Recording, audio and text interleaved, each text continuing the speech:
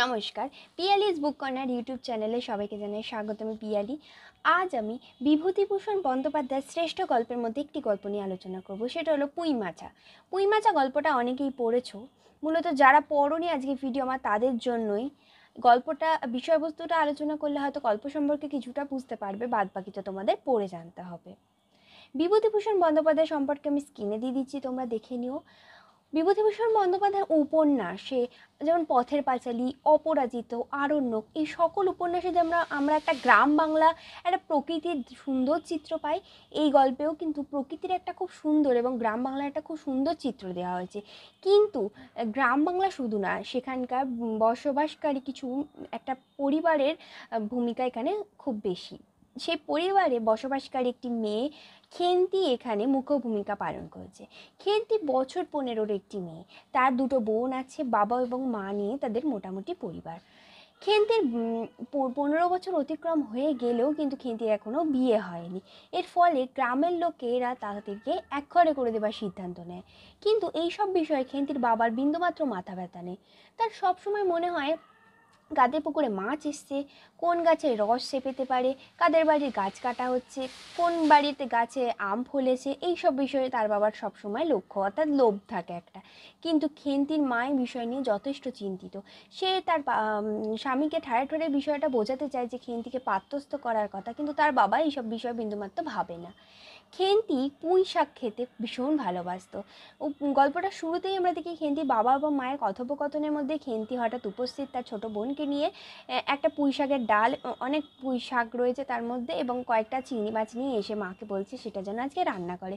কিন্তু তার মায়ের মাথা ঠিক থাকে না, মেয়ের বিয়ে হচ্ছে না, তার উপর মেয়ে আবার এত খেতে ভালোবাসে পুঁই শাক। এইসব তার মা প্রথমে সহ্য করতে না পেরে মেয়েকে দিয়ে, ছোট মেয়েকে দিয়ে সেগুলো সব পুকুরের ধারে ফেলে আসতে বলে।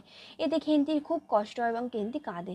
কিন্তু মা, অন্নপূর্ণা দেবী, অর্থাৎ তার মায়ের নাম অন্নপূর্ণা দেবী ছিল, মা যতই কষ্ট হোক তবু তো মেয়ে, মেয়ে খেতে ভালোবাসে, এটা কোনো মাই চাইবে না যে মেয়ে না খেয়ে থাকুক। সেই জন্য তার মা আবার সেই শাকগুলোকে পুকুরের পাড় থেকে তুলে এনে রান্না করে খেন্তিকে দেয়, এবং খেন্তি পেট ভরে খাওয়ার পরও বলে যে আবারও কি দেবো।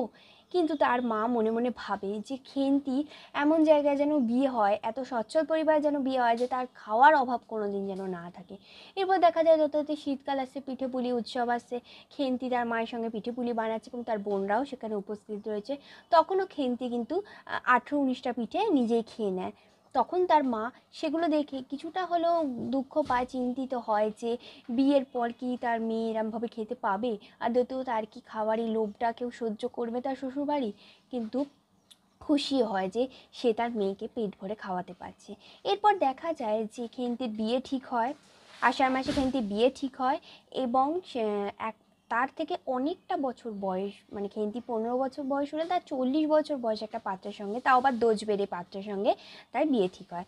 পাত্রের ব্যবসা বড় ছিল এবং পয়সা কড়িও ছিল, কিন্তু অনেকটা বড় হওয়ার কারণে খেন্তির মায়ের ইচ্ছা ছিল না বিয়েতে, তাও তাকে বাধ্য হয়ে গ্রামের জন্য বিয়ে দিতে হয়।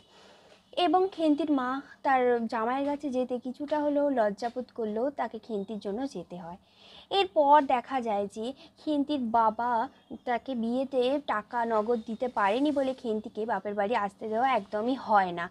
এবং আমরা বেশ কিছু গল্পটা এইভাবে, বিভূতিভূষণ প্রথম দিকটা এইভাবেই শেষ করে দেওয়ার পর বেশ কিছু শেষের দিকে আমরা দেখতে পাই খেন্তির বাবা বৃষ্টির দিনে একটা লোককে কাঁদতে কাঁদতে বলছে, হালকা হালকা কাঁদতে কাঁদতে এবং কিছুটা দুঃখের সঙ্গেই বলছে যে খেন্তিকে আসতে তারা দেয়নি শ্বশুরবাড়ি থেকে।